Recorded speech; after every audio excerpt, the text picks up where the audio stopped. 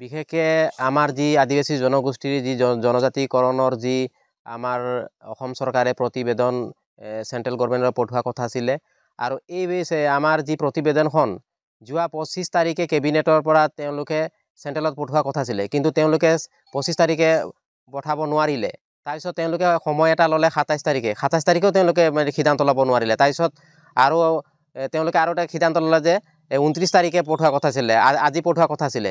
আমি দুখ পাইছোঁ যে যিখন আদিবাসী জনগোষ্ঠীক যিটো দীৰ্ঘদিনীয়া দাবী, আজি ক'বলৈ গ'লে আমাৰ ওৰাং, মুণ্ডা, খাৰিয়া, চাওতাল, আজি ক'বলৈ গ'লে যি নেকি আমি সৰ্বভাৰতত যি আমি আদিবাসী জনগোষ্ঠী আমাৰ যিটো নেকি RGI মতে আমি জনজাতিকৰণ আছোঁ, ST আছোঁ, তেওঁলোকে এতিয়া অসম চৰকাৰে যিটো নেকি 3জনীয়া মন্ত্ৰী পৰিষদ গঠন কৰি পেলাই তেওঁলোকে কমিটি এটা বনাইছে আৰু এই কমিটিত আমি গম পাইছোঁ এতিয়া নেকি আমাৰ আদিবাসী জনগোষ্ঠীক চাহ জনগোষ্ঠীৰ লগতে আমাৰ আদিবাসী জনগোষ্ঠী ব্ৰেকেটত ৰাখিছে আৰু আমাক ভেলী হিচাপে আমাৰ উপত্যকা হিচাপে তেওঁলোকে জনজাতিকৰণটো দিবলৈ বিচাৰিছে। আমি ধিকাৰ দিছোঁ চৰকাৰক যে আমি জনামতে অসমত উপত্যকা দুটা আছে, এটা হ'ল বৰাক ভেলী উপত্যকা আৰু এটা ব্ৰহ্মপুত্ৰ উপত্যকা। এতিয়া ক'বলৈ গ'লে এই যিটো নেকি জনজাতিকৰণ যিটো দিবলৈ বিচাৰিছে, এই জনজাতিকৰণটো এনেকুৱা লাগিছে যে এই জনজাতিকৰণৰ যিটো নেকি ভাৰতৰ সংবিধানৰ মতে এতিয়া অসম চৰকাৰহে ৰচনা কৰিছে যেন লাগিছে। কাৰণ আমি জনামতে STৰ ভাগ দুটা আছে, হিলছ এৰিয়া আৰু প্লেন এৰিয়া। এই দুইটা ST ভাগ আছে আমি জনামতে, কিন্তু এই যিটো ভেলী লগাই দিছে, এই ভেলীটোৰ মতলবটো এইটোৱে হ'ল চাগে ইয়াৰ ভেলুলেছ, ইয়াৰ কোনো ভেলুচন নাই। গতিকে এতিয়া আমাক যিটো নেকি ক'বলৈ গ'লে আমাৰ এই যিটো ভেলী যিটো ST দিবলৈ প্ৰস্তাৱটো পঠিয়াইছে, কি বোলে চেণ্ট্ৰেল গভৰ্ণমেণ্টে পঠিয়াব, এই প্ৰতিবেদনখনত আমাক আমাক এতিয়ালৈকে তেওঁলোকে স্পষ্টকৈ দিয়া নাই যে এই ভেলীটোত আমাৰ যিবিলাক বনাঞ্চলত থকা আমাৰ আদিবাসী ভাই ভনীসকলে যি বসবাস কৰিছে, আমাৰ লেণ্ড ৰাইটটো থাকিব নাই, আমাৰ ভূমিৰ অধিকাৰটো থাকিব নাই, গতিকে আমাৰ এই পলিটিকেল ৰাইটছ থাকিব নাই, আমাৰ এডুকেশ্যন ৰাইটছ থাকিব নাই, আমাৰ গোটেইখিনি এইখিনি সুবিধা আছে নাই। এতিয়ালৈকে তেওঁলোকে আমাক ভেলী STৰ প্ৰতিবেদনখন পঠোৱাবৰ কাৰণে তেওঁলোকে সিদ্ধান্ত লৈছে, কিন্তু এতিয়ালৈকে তেওঁলোকে এই যে ভেলীৰ যি নেকি তাত ভিতৰত থকা যি নেকি আমাৰ বৈশিষ্ট্যবিলাক কি আছে, এতিয়ালৈকে অসম চৰকাৰে সেইটো এতিয়ালৈকে খোলাচা কৰা নাই। গতিকে আমি দুখিত আছোঁ আৰু আমি এইটো গ্ৰহণ নকৰোঁ কোনোপধ্যে। আমাৰ দাবী আছিলে আমাৰ সৰ্বভাৰতত থকা আজি বাকী 6 জনগোষ্ঠীক জনজাতিকৰণ দিবলৈ ওলাইছে, তাত আমাৰ কোনো আপত্তি নাই, দিয়ক। 6 জনগোষ্ঠী নহয়, 8 জনগোষ্ঠী হওক, লাগিলে 20 জনগোষ্ঠীক দিলেও আমাৰ কোনো আপত্তি নাই, কিন্তু আমাৰ ওৰাং, মুণ্ডা, খাৰিয়া, চাওতাল, গড়, ভূমি যিমান আছে আমাৰ আদিবাসী সৰ্বভাৰতত থকা যিটো ST, আমাক RGI মতে STটো লাগে। আৰু অন্যথা যদি আমাৰ ভেলী হিচাপে যদি আমাক ST যদি দিয়ে আৰু তাত যদি আমি চাওঁ, যদি আমাৰ ভূমিৰ অধিকাৰ নাথাকে, ফৰেষ্ট লেণ্ড ৰাইটৰ আমাৰ যদি অধিকাৰ নাথাকে, লগতে আমাৰ ৰাজনীতিৰ অধিকাৰ নাথাকে, তো এই আন্দোলন যিটো আমাৰ হৈছে, এই আন্দোলন আমি কেতিয়াও স্থগিত নকৰোঁ আৰু আমাৰ তীব্ৰতাৰ আন্দোলন হ'ব। আৰু আমি এটাই কথা কৈছোঁ যে এই জনজাতিকৰণৰ যিটো প্ৰতিবেদন অসম চৰকাৰে এতিয়া কেন্দ্ৰত পঠিয়াব, আৰু ক'বলৈ গ'লে 3 মাহ মাত্ৰ অসম চৰকাৰ আছে, এতিয়া ক'বলৈ গ'লে STটো দিব নোৱাৰে। এইটো এটা চাবলৈ আমি এতিয়া বুজি পাইছোঁ এইটো ভেকু ভাওনা এটা ফপুলা স্বৰূপ এটা আছে, আৰু ST যে দিব এইটো কোনো ইয়াৰ কোনো হেৰিয়ে নাই, ছিষ্টেমে নাই বুলি মই ক'ব বিচাৰিছোঁ।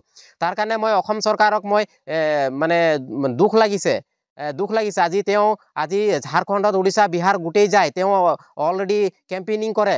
আমাৰ ক'বলৈ গ'লে আমাৰ যিটো নেকি এতিয়া দ্ৰৌপদী মুৰ্মু ৰাষ্ট্ৰপতি আছে, তেওঁ আমাৰ আদিবাসী, আৰু তেওঁলোকে ভালকৈ জানে যে ওৰাং, মুণ্ডা, খাৰিয়া, চাওতাল আমি ক'বলৈ গ'লে বিৰচা মুণ্ডা, সিধু মুৰ্মু, কানু মুৰ্মু আজি তেওঁলোকৰ আমি বংশধৰৰ হয়।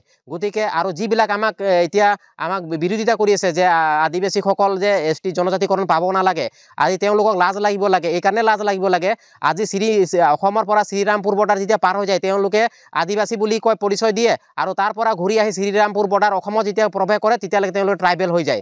গতিকে তেওঁলোকে আমাক বিৰোধিতা কৰাৰ কোনো প্ৰশ্নই নাই, কাৰণ ক'বলৈ গ'লে অসমখন ভাৰতৰ ভিতৰত আছে, আৰু তেওঁলোকে যিমান ফাণ্ড আনে এইটো চেণ্ট্ৰেল গভৰ্ণমেণ্টৰ পৰা আনে, আৰু তাত যিমানখিনি আমাৰ জুৱেল ওৰাং আছে, আমাৰ বিভিন্ন আদিবাসী জনগোষ্ঠীৰ লোক তেওঁলোকে আজি আমাৰ জনজাতি পৰিক্ৰমা বিভাগত তেওঁলোকে আছে, তেওঁলোকে তাত গৈ পেলাই আদিবাসী বুলি পৰিচয় দিয়ে, ইয়াত আহি ট্ৰাইবেল পৰিচয় দিয়ে। গতিকে এইবিলাক অসম চৰকাৰক মই এইটো আহ্বান জনাইছোঁ, আদিবাসী জনগোষ্ঠীক বাকী আপোনালোকে ভেলী দিয়ে, কাক কি দিয়ে, এইটো আমাৰ কোনো আপত্তি নাই, ওজৰ আপত্তি নাই, কিন্তু আদিবাসী জনগোষ্ঠীক আমাৰ ওৰাং, মুণ্ডা, খাৰিয়া, চাওতাল, গড়, ভূমি যিমান আছে সেইখিনিক আপোনালোকে আমাক কিন্তু প্লেন এৰিয়াৰ যিটো ST আমাক সেইটো লাগিব, অন্যথা আমাৰ কিন্তু এই আন্দোলন কেতিয়াও স্থগিত নহয়, আৰু আমি কিন্তু বহি নাথাকোঁ।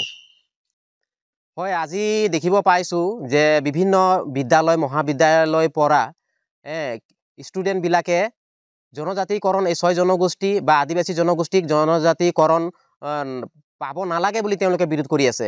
কাৰণ জনজাতিকৰণটো কোনো সম্প্ৰদায়ে নিদিয়ে। এইটো ষ্টেট গভৰ্ণমেণ্টে ইয়াৰ পৰা প্ৰতিবেদন পঠিয়াব আৰু প্ৰতিবেদনৰ মতে চেণ্ট্ৰেল গভৰ্ণমেণ্টে সেইটো চালি জাৰি চোৱাৰ পিছত আমাক জনজাতিকৰণ দিব। কাৰণ তেওঁলোকে এটা বিশ্ববিদ্যালয় বা তেওঁলোকে মহাবিদ্যালয়ত পঢ়ি আছে। অলৰেডি তেওঁলোকে সঁচাকৈ যদি শিক্ষিত যুৱক যুৱতী হয়, তেওঁলোকে নিশ্চয় আমাৰ আদিবাসী জনগোষ্ঠীৰ হুল বিদ্ৰোহ, সাঁওতালী বিদ্ৰোহ, ভূমিজ বিদ্ৰোহ তেওঁলোকে নিশ্চয় পঢ়িছে। তেওঁলোকে বিৰচা মুণ্ডা, সিধু মুৰ্মু, কানু মুৰ্মুৰ কথা, তিলকা মাঝিৰ কথা নিশ্চয় পঢ়িছে। আৰু আজি ক'বলৈ গ'লে আমাৰ আমাৰ ৰাষ্ট্ৰীয় শ্বহীদ বীৰ বিৰচা মুণ্ডা, আজি তেওঁক গৌৰৱ দিৱস হিচাপে আজি ভাৰত চৰকাৰে স্বীকৃতি দিছে। আজি বিৰচা মুণ্ডা ক'বলৈ গ'লে অকল ওৰাং মুণ্ডা, সাঁওতাল, খাৰিয়াৰ তেওঁ আজি বীৰ হৈ থকা নাই। তেওঁ ট্ৰাইবেল জনগোষ্ঠী, ট্ৰাইবেল বুলি ক'লে তেওঁ ওৰাং মুণ্ডা, খাৰিয়া, সাঁওতালৰ পৰা ধৰি আজি 10 কোটিৰ জনজাতিকৰণ লোক আজি ভাৰতবৰ্ষত আছে। সকলোৰে তেওঁ ভগৱান বুলি ক'ব লাগে। আজি অৰুণাচলৰ আমাৰ আপাতানি হওক, ডাফলা হওক, আমাৰ নাগা হওক, মিচিং, যিমান বড়ো, আমাৰ খামতি, দেউৰী, তিৱা পৰা ধৰি পেলাই সকলোৰে তেওঁ ভগৱান বুলি ক'ব লাগে। আজি তেওঁলোকে নথকা হ'লে আজি জনজাতিকৰণ পোৱা নহ'লে হয়। আৰু ক'বলৈ গ'লে বিশেষ কথাটো আজি এই যে যিটো STৰ আজি তেওঁলোকে যে লাভালাভ উঠাই আছে, আজি ডাক্তৰ ভীমৰাও আম্বেদকাৰ যদি নথকা হ'লে আৰু তেওঁ ভাৰতৰ সংবিধান ৰচনা নকৰা হ'লে আৰু SC ST কেটেগৰী যদি এইটো ভাগত যদি নকৰা হ'লে আজি এইবিলাকে কেতিয়াও SC ST নপৰিলে হয়। আজি সকলোৱে সমান হৈ থাকিলে হয় আৰু এইবিলাক জনগোষ্ঠীও পিছ পৰি থাকিলে হয়।